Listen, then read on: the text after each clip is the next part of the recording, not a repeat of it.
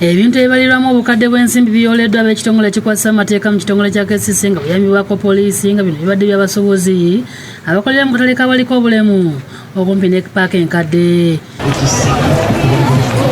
Emmali eyoleddwa kitegerekese nga abasobozi babadde bagisobodde okuza abayizi abazze ku masomero olwaleero.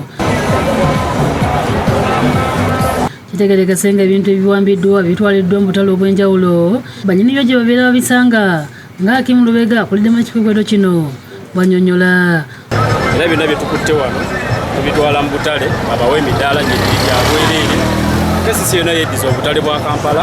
Okusinziira ku Lubega, abasobozi bakyalemedde ku nguudo ekiremesa enteekateeka ya Smart City eyatongozebwa KCCA okutambula obulungi. Agamba nti abasobozi bakozesa omukisa gw'okuzza abaana ku masomero ne bayiwa ebintu ku nguudo. Abantu babadde bakozesezza akakisa kano okukomyawo ebintu ku street, naye kati tukyusizzaamu mu nkola.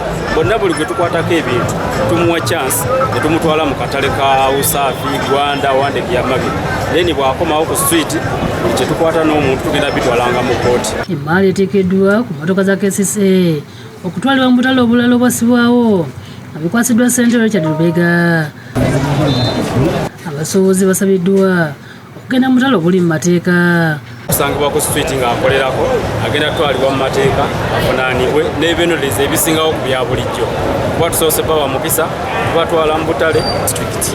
Obutale obukwata ku batembeeyi bonna 12 Pulezidenti bwe yayogerako bwe ndi mu kuddukanya okulaba nti abatembeeyi bava ku nguudo bayingire mu butale omwo mu divisions ez'enjawulo.